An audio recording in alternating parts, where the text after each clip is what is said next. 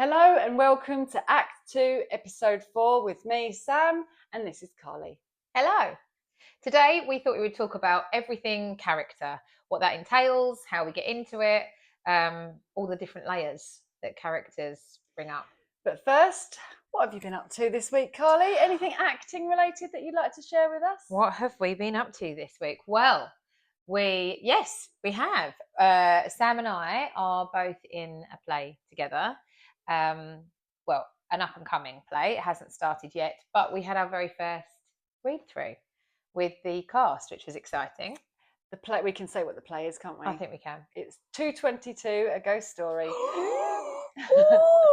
It's very exciting. So it's a great script. To put a time date on it, we are currently in July 2026 and the play will be on first week of November 2026. At our local theatre, the Dixon Studio at the Palace Theatre, Westcliff-on-Sea. Don't miss out. It's a corker, isn't it? It really is. So individually, we've been reading the scripts, going over it, starting to learn our lines, but because we haven't stood this up yet, we're not really into finding the characters as such. It's very early days. It's very, very early. I mean, that was the first read through with the entire cast because we'd got cast at different times.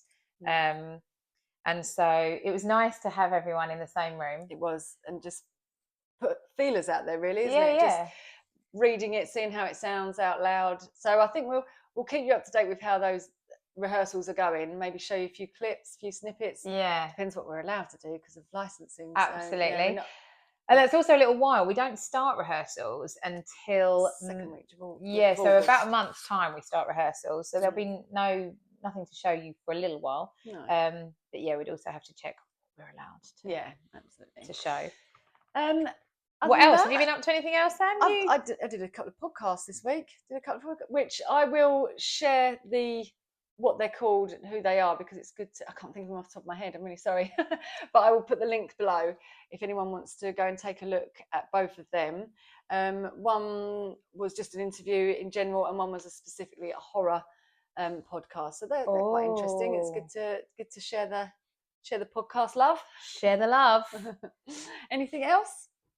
Anything else? I don't think so. Didn't see any plays. We were going to go and see Abigail's Party, weren't we? We were, but we ran out of time, sadly. But I feel the need to go and see a play. Yeah. If anyone's got any ideas, any suggestions of any plays that are local to us or not too far, not too expensive, please share them with us. And I'll pretty much watch anything. Yeah, Abigail's Party would have been a good one because it's really interesting. So you know Mike Lee, who wrote Abigail's Party, he was doing a Q&A a couple of years ago in Colchester, and I went up there and I managed to ask a question. I was like, Mike, you got picked. Yeah, I did. Well, you know me, I insisted. Yeah.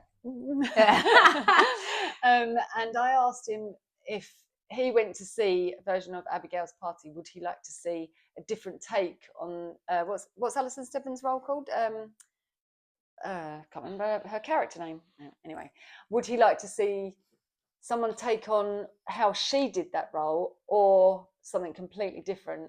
And I sort of predicted what he'd say, but I don't think audiences would want to see something completely different. But he said he'd like to see someone's own take on it. I don't know how that would be received. That's what I mean. I just think it's such an iconic character. Yeah. Interesting. I mean, so thinking about that, I mean, that does lead us on to talking about characters, but is that a character that you would like to take on? Because I wouldn't. I think it's been done so many times, and because we have just said what we've said, it's an iconic character. Alison Steadman set a precedent, and everyone tries to follow that. Yeah, I wouldn't. I don't think I'd want to be in that position where I'm trying to replicate that. Yeah, people would want to see that. All right, Ange, that how she did it. I think if you tried doing it another way, whether it's different accent or just a different character, I'm not sure it would go down well. No, it's not a character I'd want to do. It's the same with Educating Rita and Shirley Valentine. They're so iconic. They are iconic, but they've been done. I mean, yes, I know it probably has been done time and time again, Educating Rita and Shirley Valentine, but not on that level. Not on that level as Abigail's Party. Very unique, yeah. And I think that actually Shirley Valentine's different because she's very relatable to women of that age. Yeah. she had a Liverpudlian accent, but I think if the accent changed and she was from somewhere else, I don't think that would matter. Yeah, I don't think it's agreed. the accent. So yeah, no, I do think the character in Abigail's Party is different. It's too, it's like because it is a little bit of a caricature, massive, and I think that it's difficult to then venture away from that. Whereas I think, like you said, Shirley Valentine, relatable, Educating Rita, relatable, that you could put a different twist on it. Yeah, I think. Yeah. So regarding character, where does character begin? Is the character something you start creating from your first read through, or does it come later? What do you think, Carly? Oh, I think probably a bit of both, to be honest. I think when you're first reading, I don't know about you, but when I first read a script, I will read the character that I am playing. So you don't, so it's a completely cold read. You've never read this script before, but someone has said to you, "I want you to think of the role of Babs." What do you? I read that character aloud. The other one I don't. The others I don't. But if I've been given, so I want you to read. But let's just say what we're doing now. You know, are we allowed to say who we're playing? We are allowed to say who, or are we not? I'm telling people in person. We haven't announced. We haven't done a cast reveal online. But so maybe I can't. Okay. I think no. Go for it. Go for it. Go for it. Do it. Okay.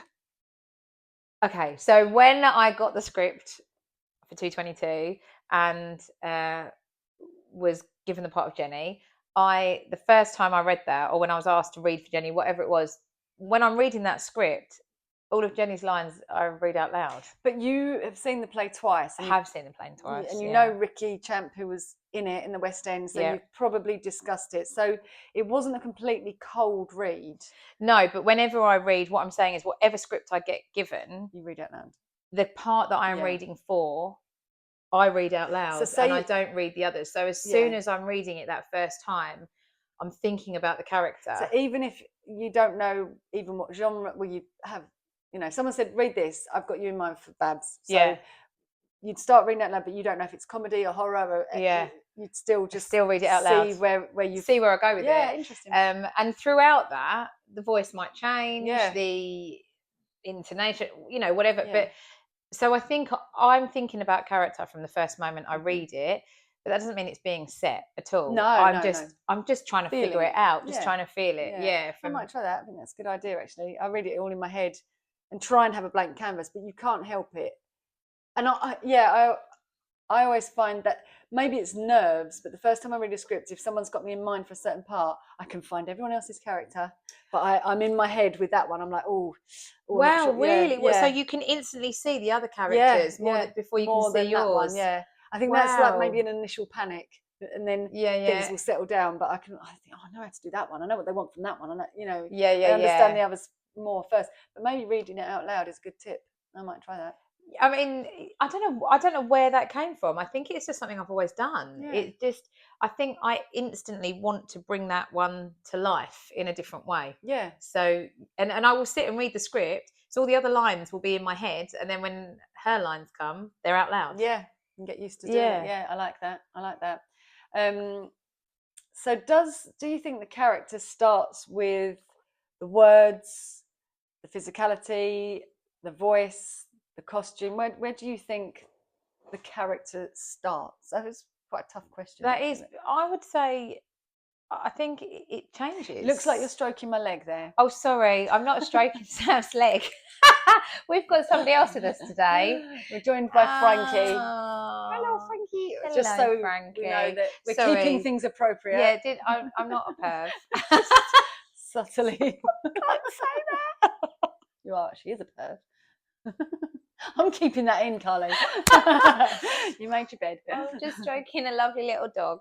Right, sorry, go on. So yeah, I think it changes. I think it depends on the character, on the play. You know, that some characters. So when we were just talking about Abigail's Party, she's very flamboyant. There is a lot on the outside of her, character-wise, that maybe you do start building that from the outside in. You know what she looks like, or how Alison Steadman represented her.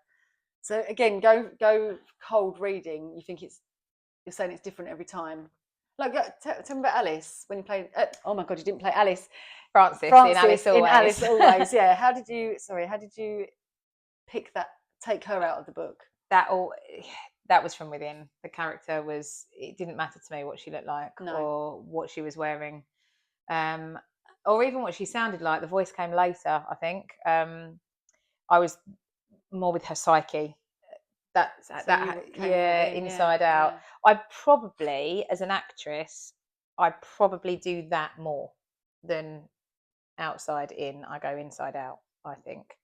So you think about their wants and their needs and Choices, what's driving them, what do they want, what's their aim, how are they feeling, what does that mean to them, why are they there? I think that more than the other way round.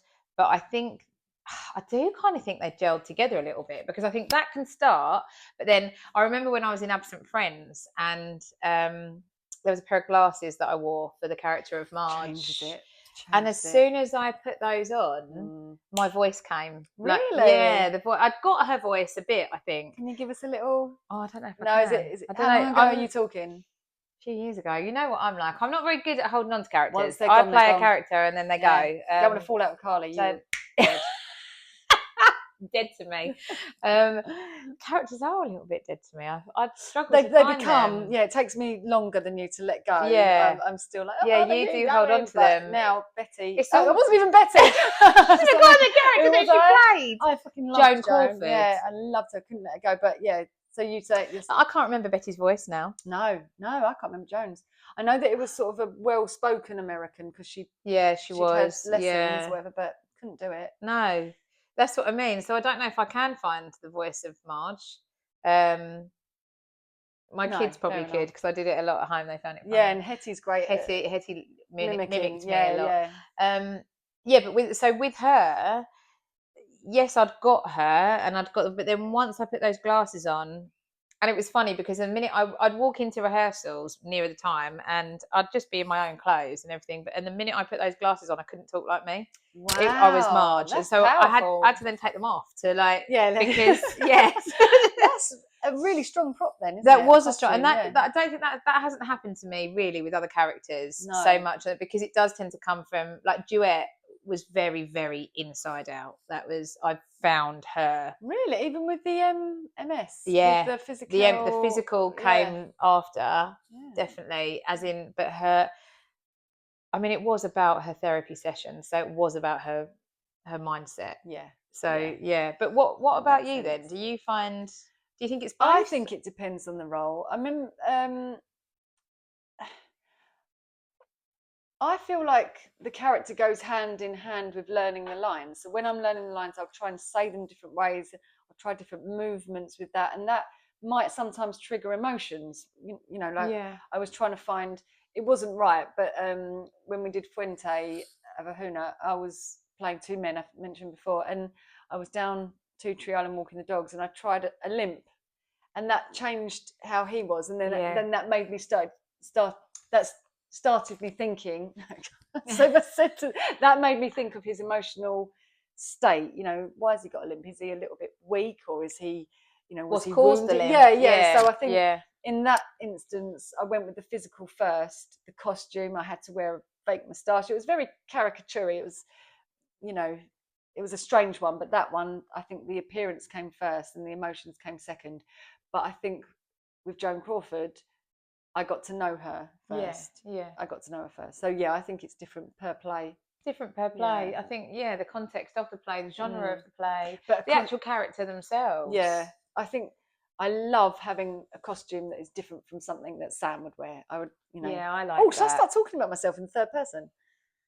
No, I quite like it. Let's keep it up. Let's see how long we can do it for. Yeah, when Sam is getting his character. Oh no, what a wanker.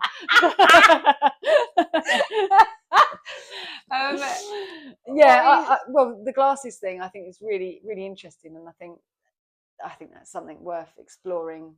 I like what you just said. I like wearing costumes or things that aren't yours.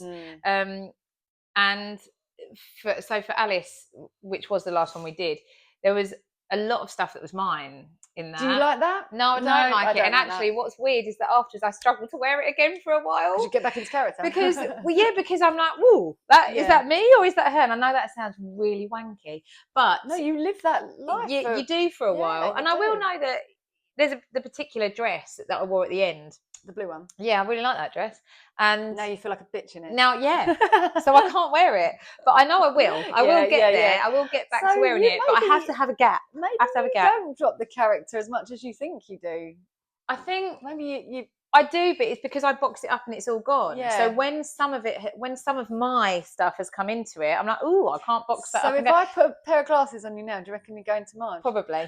If it was the right glasses. Yeah. If it was her glasses, yeah. We're a strange bunch, aren't we? We are a strange bunch. I mean, if a psychiatrist was watching this, I wonder what they would say. Yeah, send them off. Yeah. Wrap them up and send them off. So the layers of a character. You take over, Carly. Sorry, you needed a drink. Layers of a character. Character is more than their job, their age, their accent, their personality. So, what sort of things do you consider when you're taking on a character? I've got a list here of, like you say, it's more than their job, their age, their character, personality. So questions like, what do they want? I think that's a key question. What do they want? What do they want? I think what makes them tick? Yeah, when you are, and also when you look at a character in a play, there's a journey that they're going on. So the what do you want is essential, I think, because you're asking what do they want in this scene? What is it they're trying to achieve in this what's scene? their overall want? What's their overall want of the entire play? Yeah. So, for example, I would say both Betty and Joan, what they want is recognition for their work. Yeah. On a grand scale, they want love and adoration. Yeah. And they want to be appreciated in their craft as women, as actors, and that was the sort of overall want. Yeah. It's hard to say what they wanted per scene because it was very monologue-y. We weren't interacting that much, and when we did, it was very clear. I wanted you to be in the film, and so. But there were little ones, like in some of the things that the scenes where we were together. For instance, I think some of them would have been Joan wanted her own way. Betty wanted to humiliate you or anger you. You know, I think you can always find some are bigger than others and some more obvious than others. But I think you can always find something. And like I say, some are obvious. Like in Alice Always, it was obvious you wanted to get ahead. She wanted to be seen. And per scene, it became clear what you'd want. Well, I want him because he will help me get. The overall want was to be seen. To be seen. And then that was sort of the crux of the play, really, wasn't it? Yeah. Can you see me now? Yeah. Love that. What do they tell themselves that isn't true? I've never actually done that, but what do you mean by that? Like as in a character? Well, as a person, sometimes do you think? Well, you've got an impression of what other people think of you. Like, say I'm at a party and I think I'm doing well and I'm popular and I'm funny. Is that just something I'm telling myself, or is it? I'm not saying that happens, but I'm just saying. Oh, funny. But everyone thinks that she's funny. Thank you. But like, what you convince yourself? Is your character in love with someone and you've convinced yourself you can get them and they're way out of your league? Or, I thought that was quite an interesting one to consider asking in the future. What are you telling yourself that maybe isn't true? Well, it kind of sounds as though what you're saying is how do they see themselves in? Yeah. And is that the same way that you're being seen? They're being seen. Yeah. I don't think I give that much consideration normally. Do you not? I don't think so. How do other people see me? I don't think so. As a character, I'm not sure. Do you? I don't think I do as a character. I do think it depends again on the role, because so if we relate that back to Alice Always, I think I was looking at the element of how am I being seen here as the character, as in when I was playing Frances, not how is Carly being seen playing Frances. No, of course. How is Frances being seen by the other characters? Or whatever, because that was integral to the actual storyline. Yeah, because you had to change the way they saw you. Yeah, exactly. Yeah. So I think that some of these questions will show themselves more prominently than others, depending on the play. Yeah. So what contradiction makes them interesting? I thought that was an interesting one. Again, not relevant for every part, maybe, but for example, the cruel person who ultimately just wants to be loved. It's quite an interesting one. Yeah. Or the confident person who's actually afraid. Because I think actually, as people, and this is a theory that I work on with my clients in my counselling role, that I think we all have contradictions. We all have configurations that in some areas of our life we might be quite independent, but we might contradict that within other areas that perhaps we're a little bit needy and dependent. Like if I relate that to myself, I know that I can often say, it's fine, I can do this, I can do that, I don't need help. I'm quite capable of going out and sorting myself out. And then other times when it comes to technology, for instance, I'm ridiculous at saying to my husband, "Oh help, I don't understand it, I can't do it, He must be the same. He must have the same sort of, it's whether you compliment each other, isn't it? Exactly. So I suppose on stage and that's what I mean. I think as people we can say, "Oh, I'm a really independent person," without looking at the intricacies behind it. That actually sometimes you're an independent person and sometimes you're not. And I think you can't be fully something. No. We all have these different contradictions. So I think it's really beneficial to find that within your character. Yeah. So favourite characters that you played. Who would you say is your favourite to date? That is tricky because I've played quite a few different ones. Do you know what I mean? I don't know whether I like. Is there a genre that you? Yeah, I was just thinking that. Do I quite like, because I know we were talking about the other day that we love the idea of playing like a really gritty, psychotic kind of character. I love dark, gritty roles like that. Misery, that would be that Kathy Bates. Kind of what the bloody hell's going on here? Character. Whatever happened to Baby Jane? Betty Davis's role in that. I mean, so God, what a great character. So I'd love to do something like that. But I do comedy. Comedy. Is that where you're going? Comedy is when you get a laugh from an audience. That we spoke about it last week in last week's episode, how it can be addictive getting the audience to laugh. I think it's also fun to do. It's fun to rehearse a comedy. It's fun to be part of a comedy cast. I think it's so. Yeah, I probably quite like doing that. What about you? I think what you're saying really is mix it up. I like, if I just did comedy or just did horror or, just stuck to one thing, then I like the variety of it. I'm with you. I like the variety. Yeah. I haven't played many comedy roles, but when I have, I've loved it. And also because I take it home with me a little bit, like when I did the horror film with where I was the nun, I was high, I was buzzing, but I was also an emotional wreck because there was lots of high emotion, high drama in it. And so although I was coming home and it was confusing, like one day I on the ride home, I was preparing myself for the next day, just going over a few bits, thinking of some triggers to get the tears going and all that sort of thing. And I walked through the door. I thought I was all right. I thought I'd come back down to earth. Walked through the door, and my husband went, "Oh, are you all right? How did it go?" And I just burst into tears. And, "Oh, what's the matter?" I was like, "I've just had such a great day. It's been so amazing." Yeah, and I think that's because you feel things quite deeply. Like I think you enjoy. Yeah, like when you think about some of the plays that we've done, and you hate it when it ends. Like I think you love it so much that you hate it when it ends. So I think you probably had such a lovely day that you didn't like the fact it was over. So you get overwhelmed. But what I'm saying is, if it was a comedy, I would have come home just purely buzzing and on a high. Because this was such a roller coaster. Yeah, and I just in the car on this 40-minute journey home been thinking about that. Yeah.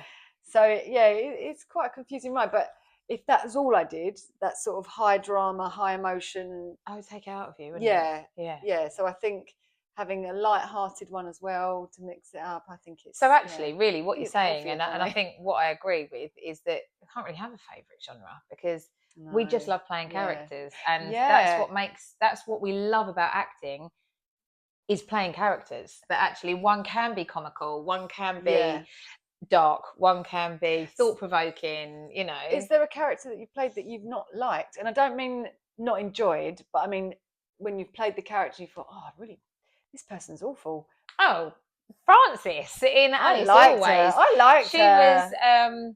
I loved playing her. She Yeah. was brilliant. Yeah, I yeah, yeah, loved yeah. it. But as a person, she Oh, wouldn't be your friend. blimey, no. She was. She would have been my friend in the beginning, but by the end, she was. Whew, I don't know. Like she was like. I sort of don't blame her for doing what she did. You know, for No, using her manipulating skills. And you sort of think there's someone you'd want on your side. oh, I don't blame her, and I completely But you understood couldn't it. trust her, or yeah. But yeah, you wouldn't. I wouldn't want to be her. I wouldn't want her to be my friend because her agenda. it had gone too far. Yeah, She'd taken it too far, and I think, and what I loved about that actually was talking to people afterwards about that character because they would wonder what happened to her. Yeah, they did, and there were so many different there should be an variations. Alice Always too. Did she make it? What did she do? Yeah, you know, the amount of people that were saying, "I think this is where she went. I think this is what she did. This is how," and I found it so interesting to see how involved they got with the character. What do you think happened to her? Well, I think I realised speaking to people that I think I'm too nice. Like I was going, oh no, I think she did this, and I had set this like actually that it ended as a happy ever after love story, so and other people were like, no, she was going to be a psychopath. She was going to be a murderer. She was, and I was like, oh my god, how far would she go? I couldn't see her as a psychopath or a murderer, but I could see her overstepping and failing, and maybe it completely crashing her life and then humbling her. Yeah, and so I suppose that's almost sort of like a full circle that she would have come back to the person that she was. Maybe. Yeah, but a bit more. Okay, I can take risks. I can do this, but don't overstep. Maybe. I don't know. Yeah, but it's interesting that that particular play leaves you thinking and wanting more. Yeah, and a lot of what they said, you know, a lot of what the people were saying, God, she was awful, wasn't she? Cool, what a bitch, and that's what I mean. So I didn't really like her, but I loved playing her. What about you? You didn't have that with Betty and Joan. We didn't. I personally didn't wonder what happened next. Oh no, yeah, but that's because they're real people, and we knew because I could have known. We knew who they were and what went on. I think with Betty and Joan, the play, if you didn't know about that feud, about that, you would have gone out and researched it because you wanted to know whether. Did they become friends? Were they, or were they arch rivals all the way till the end? And they were, sadly. Yeah, they were sad. Yeah. Yeah, they still didn't really have. I don't think Betty Davis said much nice things about her when she died. No, and they were both a bit broken, especially Joan. They both wanted that adoration to the point where they sacrificed a lot. Yeah, or they put up with a lot. You know, but I think that was different because we were telling a story of what had happened with real people. So there is no kind of wondering who did they become, what did they. There was no wondering there. But and I think that doesn't happen with comedy roles. You know, if you think about when you did Don't Dress for Dinner, that role was funny and you did it well in quite a dry way. I thought it was a farce, wasn't it? It was, but which isn't really dry humour. But you did that character quite dryly, and I liked it. Yeah. But I think with characters like that, there isn't really a depth, is there? So you don't. It doesn't leave you going, what happened to them? It was all tied up nicely. Yeah. I mean, farces being farces, they're an utter mess, and then it all comes together nicely, and that's. Yeah. It's very much in the moment, isn't it? Yeah. A comedy like a farce, you're in the moment, you're with the characters in that present moment, and it's laugh out loud moment. Yeah. But then that's it, it's finished. There's no wondering about the character and who they were and where they're going and where they're going to end up. I do think farces are dated now. A bit. Are there any modern farces? Yeah, Play That Goes Wrong. Play That Goes Wrong. Is there another one that's popular as that? I can't think of any. Noise Is Off. Noise Is Off is farcical, isn't it? Is that recent, similar? No, it's older than Play That Goes Wrong. They seem to peak around, I don't know, between the 20s and between the 70s and the 90s. Yeah, in my opinion, maybe there are some old farces, but sort of Neil Simon. No, what's his name? Who does all the farces? Which ones? The ones that we've been in? Yeah. Not Neil Simon. No. What's his name? What's his name? And I've got Alan Ayckbourn in my head, and that's not who I mean. He can be a bit farcical, Alan Ayckbourn, but not hugely. Yeah. But I'm Ray Cooney. Oh, that's it. Thank you. That sort of era. he was from around that time when he was peaking. But Yeah. I don't feel like farces have really kept Evolved. evolved. I Yeah. don't think they can. I think they're, and I wonder if that's why they're dated, is because, you know, it is calamity. That's what farces are. It's calamity. It's in, out, doors open, things being dropped, hide that person, wrap them up in a, you know. Yeah. So I think there's only so much you can do with that. Yeah, I think so. Tell us what you think. Are farces dated? Can you think of any up-to-date farces that still work, other than The Play That Goes Wrong? Yeah, and if so, where are they? Yeah. Because we'd like to see them and read them. Please. But so going back to character and favourite characters, and you think, yeah, you do like a comedy. Do you have a particular character that has stayed with you for whatever reason? Like, as in, it was really difficult to play, or it really moved you, or you're really proud of it? I think I'm proud of most of the parts I've played. I think I am. Apart from, there was one, we did The Odd Couple, and I just didn't click right. I didn't really get the character. Mm-hmm. So with that one, I feel like I was going through the motions. Okay. You didn't connect to the character not as much as really. you would have liked to. Correct, yeah. And when we performed it, when we went up, I got a lot of laughs, and that wasn't what I was playing at all. So it was actually quite confusing. So I was going to say, did that throw you? It didn't throw me, but it changed me, and I feel like that one was quite a lesson. It was going back probably 15 years or something, but it was a real lesson in terms of make sure you know yourself. Yeah, so it stayed with you for a positive reason, though, because it kind of informed how you take on other characters. It didn't go wrong.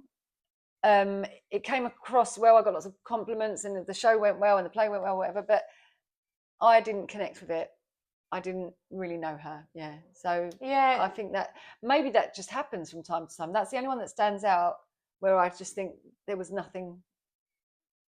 I mean, I had all the emotions. I feel like I executed it well, or the director was pleased, the audience seemed pleased, but personally, I didn't really know who I was. Have you had anything like that? A little bit, maybe not to that extent, but when I did Arcadia and I played Lady Croom, I remember people commenting on that role and like I had played it well, like you've just said, but I remember thinking, I don't think I'm right for it. I think I never felt like I was right for her. Right, okay. What sort of character was she then? She was Lady of the Manor. Because she was the Murder Mystery, you were Lady of the Manor, and yes, that smashed it. Well, I'm not saying you didn't smash it in the other one, but you seemed to connect with that. her. Was more period Arcadia. Like it was in when was that set? 1600s. I can't remember. So the language and everything was language.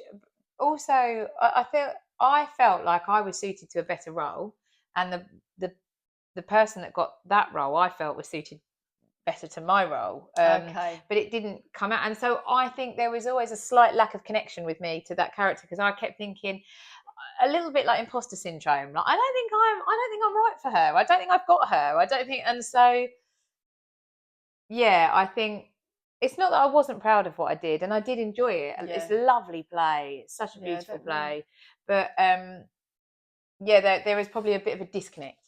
With that character. Interesting. Yeah. And do you need to love your character to play them? So sounds like no. I think it's a different feeling of loving the character, as in who they are. Yeah, I'm and very loving playing it. You know, like I've said about Frances, I loved playing her, but I didn't like her as a person. Yeah, I tend to fall in love with my character.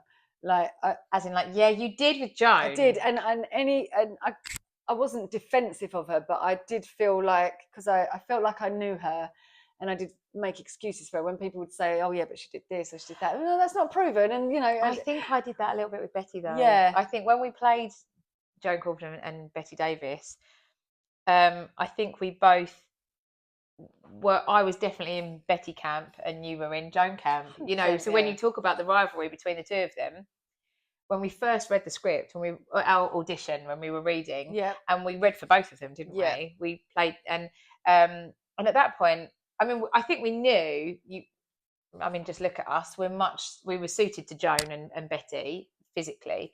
But we didn't have an affiliation with either of them. No.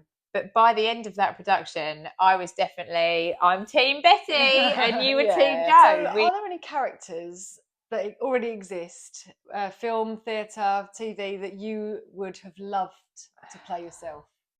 Oh, what, like as in a film or something that you've seen and you like yeah.